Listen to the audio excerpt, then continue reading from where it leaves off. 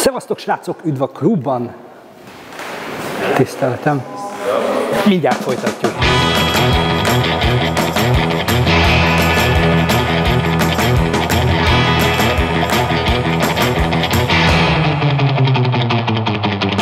Szevasztok srácok, üdv a klubban, mint látjátok, nem a megszokott helyszínen vagyunk. Ennek egészen egyszerűen az az oka, hogy meghívást kaptunk az utóbbi idők egyik legnagyobb szabású magyar történelmi filmjének a forgatására. Ha nem tudjátok, akkor a történet az egészen pontosan március 15-e eseményét, 48. március 15-ének az eseményeit fogja feldolgozni, és végre láthatunk egy Petőfi filmet. Megtudtunk egy csomó érdekességet itt a filmmel kapcsolatban, amit szeretnénk veletek megosztani, valamint az általatok korábban elküldött kérdések közül is néhányat elhoztunk és föltettük itt dolgozó szakembereknek, és a választ is láthatjátok majd ebben a videóban, úgyhogy tartsatok velünk, induljon az egész utazás egy logóval.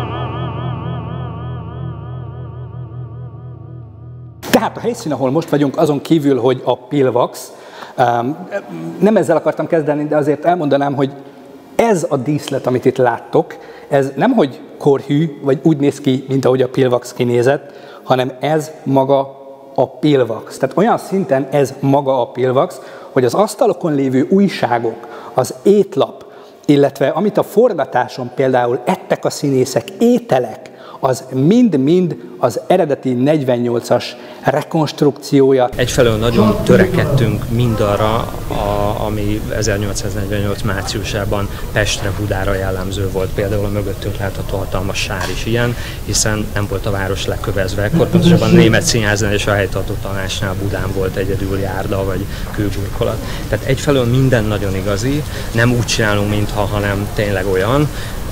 Az eső is elerett közben, még az is olyan esőszerű.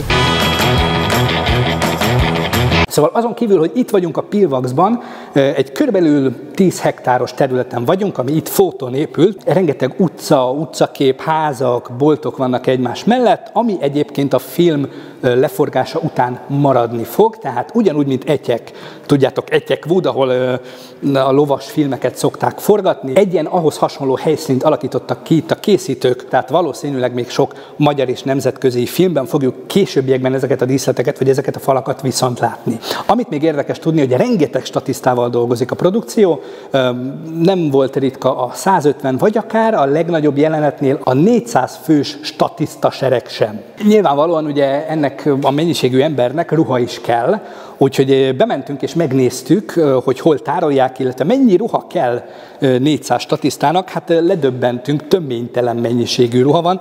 De azon kívül, hogy ezt első szemre, hogyha belépsz, akkor azt látod, hogy rengeteg ruha össze-vissza, és azt se tudod, hogy mi merre van. Valójában, ha kicsit közelebbről megnézzük, akkor látjuk, hogy minden tökéletesen rendben és szisztematikusan elrendezve van. A statisztákról például van egy-egy fénykép a saját fogasuknak az elején, ahol a ruháik vannak. Nyilván azon kívül, hogy ennyi ruhát le kell gyártani, ha belegondoltok, egy frissen legyártott ruha azért nem tűnik viseltesnek, ráadásul nem tűnik 1848-asnak.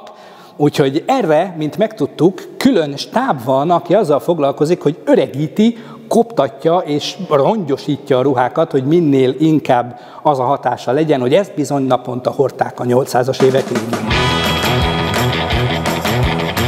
Úriember vagy. Miért gondolod, hogy bárhogy jól áll? Vagy legalábbis nem áll? Olyan nagy fejed van. Tudsz steppelni? Mint megtudtuk, az egyik legnagyobb probléma, nyilván a ti problémátok is a nyáron ez volt, de itt ebből a szempontból egy kicsit más a probléma volt, az a szárazság és a meleg volt, ugyanis a történelmileg hiteles források szerint 48. március 15-én nem volt asszály, nem volt szárazság és nem volt verőfényes júniusi napsütés, hanem hideg volt, és sötét és eső. Na most ezt kellett reprodukálni itt a helyszínen nyáron. Éppen ezért ezt is láthatjátok vágóképekben, föl van szerelve rengeteg esőztető az utcákra, ami folyamatosan áztatta mind a díszletet, mind a szereplőket. A történetről egyébként annyit, hogy nyilván történelmi filmről van szó, tehát számíthatunk a 48. március 15-i történésekre. egészen pontosan minél részletesebb ábrázolására a 48. március 15-i eseményeknek, ugyanis konkrét stáb dolgozott azon történészekkel, hogy minél korhűbb legyen, minél több ponton a valósággal megegyező élményt nyújtson majd ez a film. Viszont ugye a történelmi filmeknek van egy olyan háttere, van egy olyan hátránya, hogy nagyon sok poros. Valljuk be őszintén, tehát elolvastuk a tankönyvekbe, megtanultuk, hogy miről volt szó, igen, tudjuk, ide mentek, oda mentek, azt mondták, stb.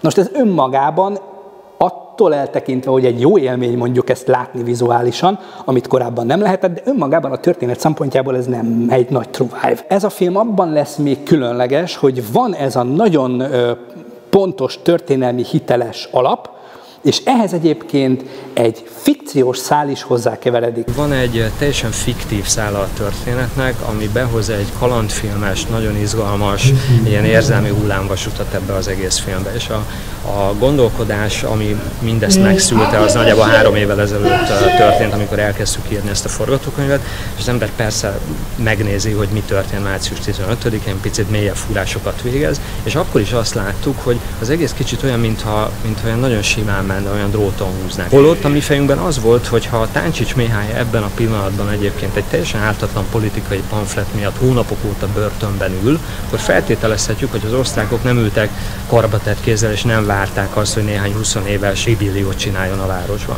És addig beszélgettünk történészekkel, hadtörténészekkel, hogy az egyikük kibökte, hogy az Ignác von Lederer, aki ekkor Metternich jobb keze Pest-Budán, ekkor már szervezi a magyar titkos rendőrséget, még nagyon alapjaiban, de hogy már elindul egy ilyen szervezkedés. És akkor innen indult gyakorlatilag a vezérhangja, hogy találjunk ki egy antagonistát, egy olyan karaktert, aki folyamatosan Petőfiék nyomába lohol, amivel egyáltalán nem akartuk a történeti tényeket és a történelmi stációkat egyáltalán nem siklatjuk ki, de hogy közte mi történhetett, na ott elengedtük a fantáziánkat.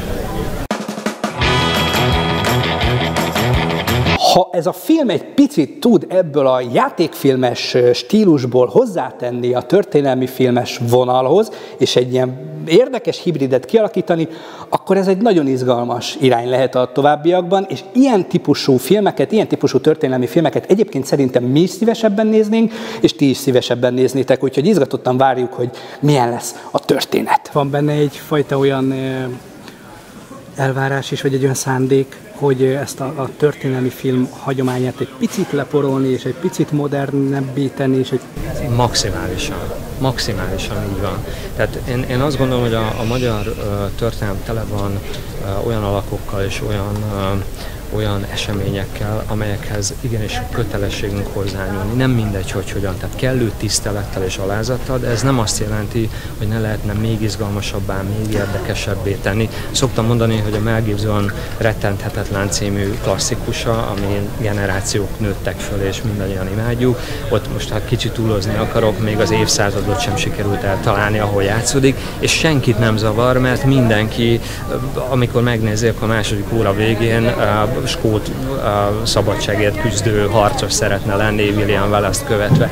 Itt is ez a cél, hogy mutassunk követhető, szerethető olyan karaktereket, akik nagyon sokat letettek az asztalra azért, hogy egyáltalán mi ma itt lehessünk és mondjuk magyarul beszélhessünk, de az, hogy őket hogy mutatjuk meg egy ilyen médiazajjal teli korban, az viszont egy nagyon nagy felelősség, mert legyárthatjuk mi a világ legjobb filmét, és ha senki nem nézi meg. Az a cél, hogy megnézze, hogy behúzza a fiatalokat, hogy mutasson nekik valamit abból a korból, de mindezt izgalmasan tegye. Úgyhogy igen, ha ezt érzed a forgatás során is, meg a látott képek alapján, hogy próbáltuk leporolni ezeket a hagyományokat, igen, ez is cél volt. Most pedig jöjjetek ti korábban, ugyanis kitettünk egy videót YouTube-ra és TikTokra is, ahol kértük, hogy kérdezzetek a filmmel kapcsolatban, illetve a film készítéssel kapcsolatban, és néhány kérdést elhoztuk ide magunkkal, és ha minden igaz, akkor kompetens személyeknek fel tudjuk tenni. Fogjuk a kis kérdéseiteket, és keressük a választ. ez az eszközpark, ez teljes egészében, tehát amit itt látható körülöttünk, ez az, amivel a hollywoodi produkciók forognak. Ez magyar filmekben azért viszonylag ritka, tehát nyilván ez egy nagyon ambiciózus produkció, tehát ezek a teleszkópos daruk, amiket használunk, technokránnak hívják őket, azért ez nem egy mindennapos dolog a magyar filmekben, de azokhoz az elképesztő méretekhez, a nagyméretű díszlethez, a nagy tömeghez, a víz fölötti felvételekhez, ez elengedhetetlen, nem tudjuk egyszerűen máshogyan pozícionálni a kamerát, tehát itt az egyedüli eszköz. Nyilván a Steadicam is egy olyan, ez az a kamera, amikor rá van szerelve az operatőre és teljesen stabilan lebeg, azért ez is egy ritkában használatos dolog, de hát van itt minden, a drón felvételtől kezdve 3-4 kamerás, lassítós, nagyon komplex felvételek, rengeteg trükk felvételünk van, egy csomó díszletünk részben csak virtuálisan létezik, és utómunkában egészítjük ki, ezek is elég komoly novumok idehaza. Hát minden filmprodukció óriási felelősség egy rendezőnek, hiszen rengeteg ember munkája, sok éves erőfeszítése ezen a néhány forgatási napon alakul át lényegében filmé, tehát ez egy nagyon kiemelt pillanat. A történelmi filmek hát azért, mert hogy ezek olyan közismert pillanatok, és különösen március 15-e ugye a magyar történelem talán legfontosabb napja, hogy hát nem lehet minden pillanatban nem arra gondolni, hogy úristen, ezt remélhetőleg sok százezren fogják látni, és mindenki össze fogja vetni azzal a képpel, ami a fejében van erről a napról. Minden nap elképesztően nehéz, tehát ez egy olyan forgatás, hogy 80 nap mindegyik egyszerre tűzijáték, és elképesztő emberfeletti erőfeszítések. Hát nyilván vízen forgatni rendkívül bonyolult volt, vannak ugye vízi jeleneteink, mindig sok statisztával, tényleg ma és a mai napon is 300-an vagyunk, tehát azért ez plusz egy 150 fős stáb, ezt azért koordinálni itt ezzel a csodálatos csapattal és stábbal, ez mindig hatalmas kihívás. Ez az, amit lehet most tudni erről a filmről. Azt kell, hogy mondjam, hogy jelen állapotában nagyon izgalmasan hangzik, nagyon izgalmasan néz ki, a helyszín is, a történet is, úgyhogy mi valóban izgatottan várjuk, mikor kerül a mozikba. Én nagyon szépen köszönöm, hogy itt voltatok velünk, és nagyon szépen köszönöm, hogy végignéztétek ezt a videót. Ha van esetleg kérdésetek a filmmel kapcsolatban, most már nem ígérem meg, hogy még egy körben elviszük az alkotókhoz, de mindenképpen tegyétek fel kommentekben. Ha olyan kérdés van, amire tudjuk a választ, akkor nyilván válaszolni fogunk, ha nem, akkor megerősítjük, hogy ez bizony egy jó kérdés volt. Nagyon szépen köszönöm, hogy itt voltatok velünk, vigyázzatok magatokra, mi pedig nem sokára érkezünk egy következő videóval. Szevasztok!